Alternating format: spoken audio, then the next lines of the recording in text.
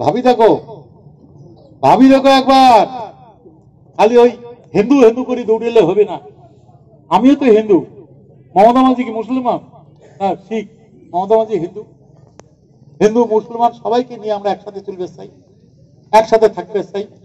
এটা গণতান্ত্রিক রাষ্ট্র, এটা সেকুলার স্টেট, ধর্মনিরপেক্ষ রাষ্ট্র। আমরা সেটা মানতে চাই, মানে চলতে চাই। মমতা মাঝি ক্ষমতায় আছে মুখ্যমন্ত্রী, তাই কিন্তু বাংলাটা গুজরাট হয়ে যায়নি, উত্তরপ্রদেশ হয়ে যায়নি। যদি না থাকতো একদিন এই রাজ্যের লাঞ্ছনা হয়ে যেত। মা বোনেরা রাস্তায় বেরোতে পারতো না, মা বোনেরা বাজার হাট করতে পারতো না। এটা কিন্তু মাথায় রাখবেন। খবরে কাগজ পড়েন, প্রত্যেকের বাড়িতে টিভি আছে, সেটাও দেখেন। তো যাই হোক, আমার আর একটা প্রোগ্রাম আছে কুচবিহার শহরে, ডিএম সাহেবরা এসে বসে আছে। আমার বক্তব্য দীর্ঘায়িত করব না, আপনারা অনেকক্ষণ থেকে বসে রয়েছেন। আগামীকাল শুভ দীপাবলি, তারপরে ছট পূজা আছে, জগদ্ধাত্রী পূজা আছে, তারপর বাসন্তী পূজা আছে, তারপর মনসা পূজা আছে। আপনাদের ভালো কাটুক, সবাই সুস্থ থাকেন। ঠাকুর মদন মোহনের কাছে প্রার্থনা করি আপনাদের মঙ্গল হোক, আপনার সপরিবার ভালো থাকেন। আমি ছিলাম, আছি, থাকব। এবং এই অঞ্চলে 19 লোকসভা নির্বাচনে 800 ভোটে আমরা হেরেছি। কমপক্ষে 2000 ভোটে লিড নিতে হবে, তার জন্য আপনাদের দায়িত্ব নিতে হবে।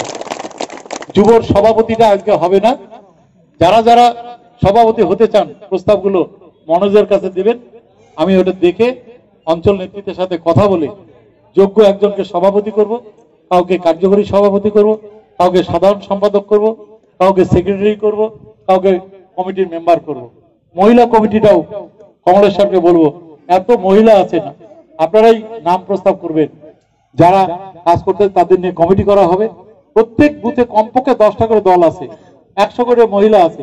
সবাই মিলে যদি মমতা ব্যানার্জির পাশে দাঁড়ান, বিজেপি সিপিএম সব পালিয়ে যাবে, সব ভাগি যাবে, 2025 শেষ হয়ে যাবে। আর এই সিপিএম এটা কোনো নীতি আদর্শ নাই। ওই যে কইলাম প্রথমে, সব ভোটগুলো আমার দিয়ে দিচ্ছে বিজেপি। 77,000 ভোট পাইছে বিধানসভায় আমার সাথে লড়াই করিয়ে, আর এবার পাইলো 7,000, তাহলে 70,000 ভোট বিজেপি দিলে আমরা জিতি কেমন করিয়ে? ওই ভোটগুলো ফিরিয়ে আনা লাগবে, মানুষকে বোঝা লাগবে। নিজেরই পা ভাঙি দিছে।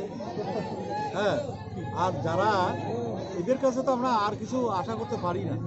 যারা একজন মন্ত্রী জনপ্রতিনিধির পা ভেঙে দিতে চায়, হাত ভেঙে দিতে চায়, এরা হলো গুন্ডা আর মাস্তান। এরা জনপ্রতিনিধি হওয়ার কোনো যোগ্যতা এদের নাই, রাজনীতি করারও যোগ্যতা নাই। সমাজের শান্তিপ্রিয় মানুষ কখনোই এদের সমর্থন করবে না, এদের ভোট দেবে।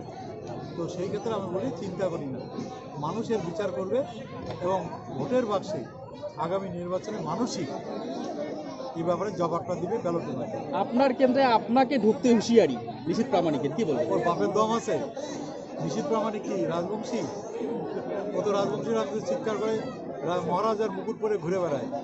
আমি তো মনে করি রাজা মহারাজাদেরও অসম্মান করছে, রাজবংশী সমাজের মানুষকে অসম্মান করছে। ও হলো বাংলাদেশের পরামানিক, আর ওটা এখানে আসে হচ্ছে প্রামাণিক। আসিয়ে ওটা সার্টিফিকেট বার করছে রাজবংশী। আমি চ্যালেঞ্জ করছি, ওর বাবার রাজবংশী সার্টিফিকেটটা দেখাক আগে, দেখাক না, ওর বাবার রাজবংশী সার্টিফিকেট দেখাক। বাবার রাজবংশী সার্টিফিকেট থাকলেই তো রাজবংশী হবে নাকি? ওর ছিল সব ভুয়া কাগজপত্র দিয়ে ও রাজবংশী হিসাবে মুকুট করে বেড়াবে। এই অধিকার কে দিল? কুচবিহারের মানুষ এটা সমর্থন করে না, করবে না। রাজবংশী সমাজের মানুষ সমর্থন করবে না, করে না, আমরা করবো না। কারণ ও রাজার ছেলে নয়, ও যুবরাজ নয় যে রাজার মুকুট করে ঘুরে ঘুরে বেড়াবে। ওই 1.5 বছর কোথায় ছিল? মানুষের কাছে গেছে করোনার সময়, 1 কেজি চাল দিচ্ছে কাউকে? মানুষের পাশে দাঁড়াইছে? ওর মানুষের কাছে যাওয়ার অধিকারই নাই। মানুষ কখনো ওকে সমর্থন করবে না, দিলীপ ঘোষকে করবে না। আর দিলীপ ঘোষ করবে না, কালকে তার প্রমাণ উত্তরবঙ্গের মানুষ দিয়ে দিচ্ছে। ধন্যবাদ।